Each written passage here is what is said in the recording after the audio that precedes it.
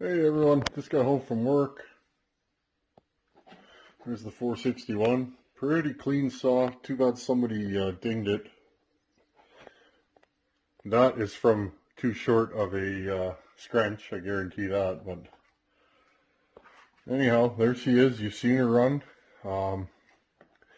Typically I idle them for a while.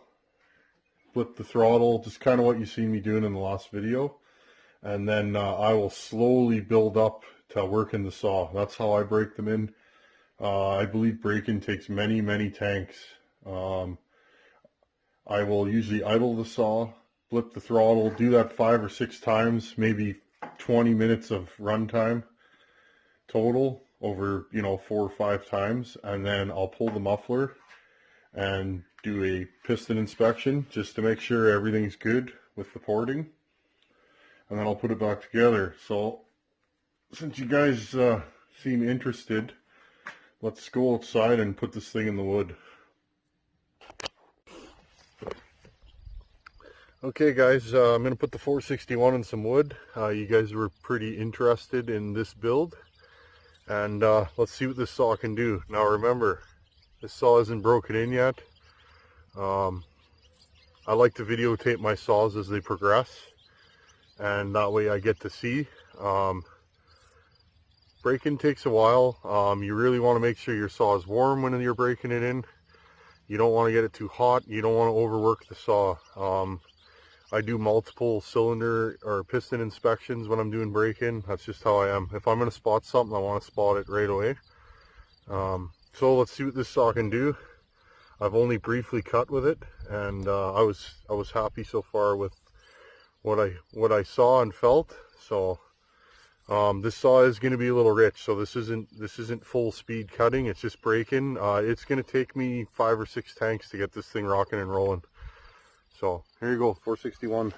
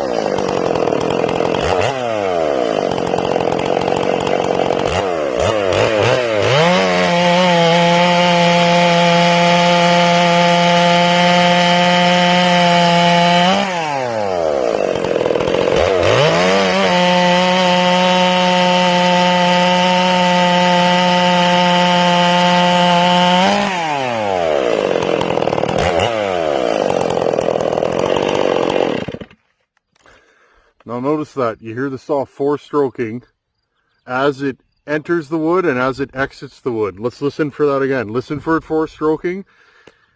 Now it's not technically 4-stroking because this has a limited coil, so what that does is it limits the RPM, so the saw is going to sound like it's 4-stroking. What I'm going to do in this cut, I'm going to hit the wood. Okay, you'll hear it 4-stroking. When it hits the wood, I'm going to pull up a little bit. You see me doing that when I'm testing saws. I'm listening for instant 4-stroking. Okay, so let's do that.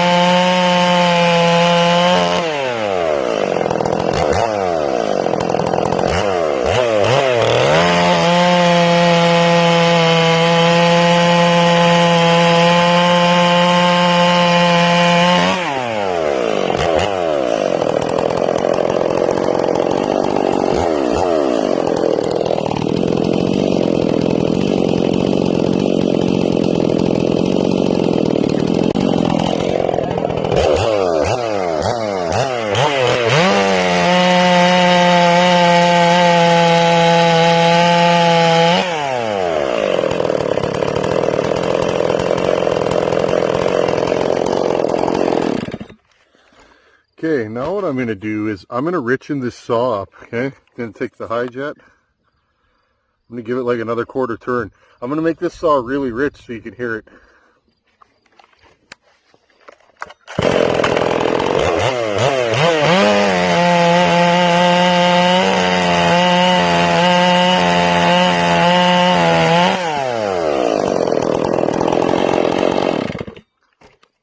There you go. Did you hear that? Now I'm going to turn it back and you'll hear it clean up.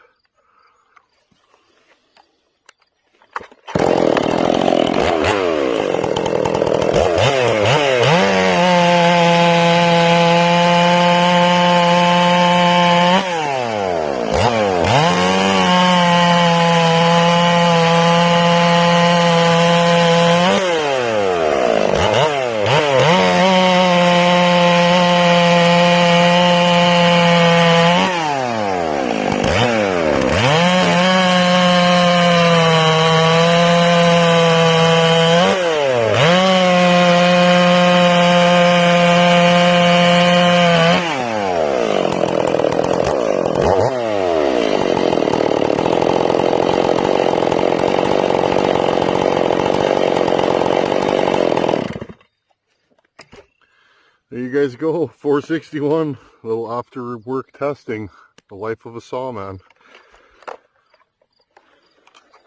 Nice saw. She